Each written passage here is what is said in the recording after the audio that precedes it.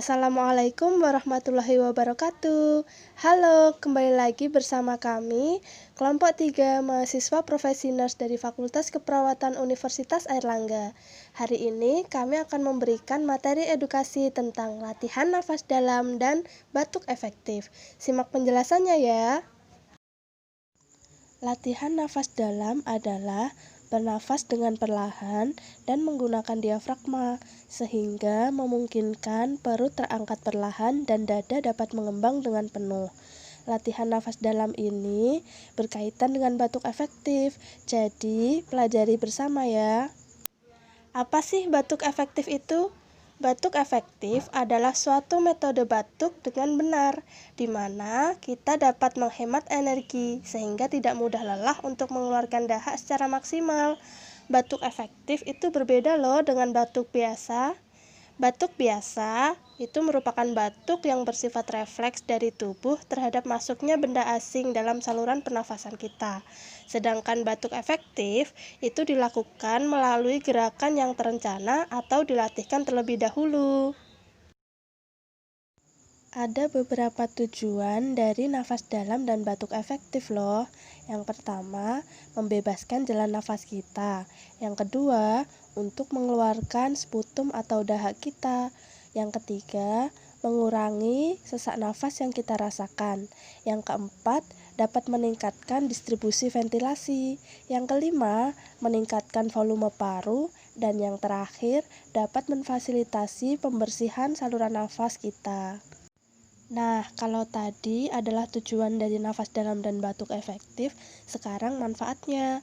Manfaat latihan nafas dalam dan batuk efektif adalah untuk melonggarkan dan melegakan saluran pernafasan maupun mengatasi sesak nafas akibat adanya lendir yang memenuhi saluran pernafasan kita. Indikasi atau seseorang yang dianjurkan untuk melakukan nafas dalam dan batuk efektif yaitu yang pertama, seseorang yang mengalami ketidakefektifan pada jalan nafasnya. Yang kedua, seseorang yang operasi, baik sebelum operasi maupun sesudah operasi.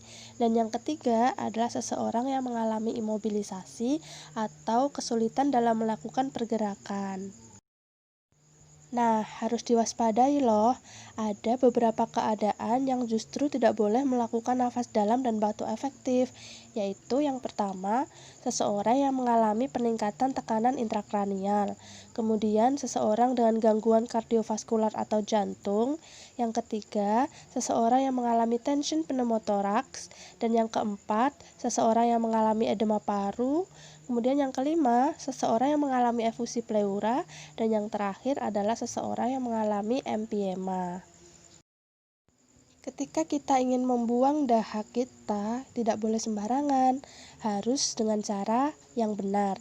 Yang pertama, siapkan tempat pembuangan dahak seperti kaleng yang berisi cairan desinfektan yang dicampur dengan air atau kaleng yang berisi pasir.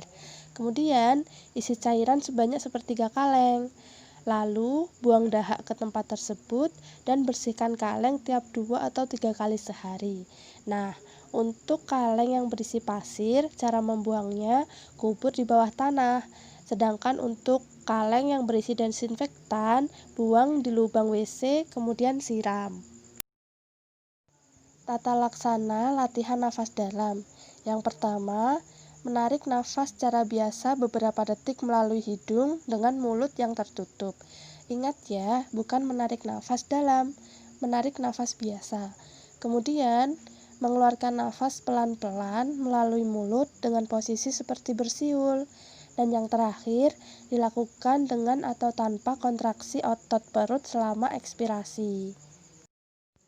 Nah, sekarang belajar tentang teknik batuk efektif.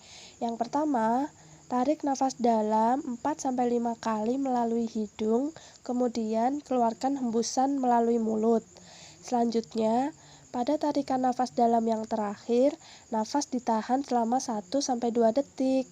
Kemudian, angkat bahu dan dada dilonggarkan, serta batukkan dengan kuat dan spontan.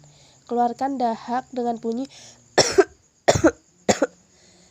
dan yang terakhir, lakukan berulang kali sesuai dengan kebutuhan. Selanjutnya, kita akan membahas evaluasi yang dapat kita lakukan. Yang pertama, yaitu memberikan air kumur untuk membersihkan mulut dengan tisu.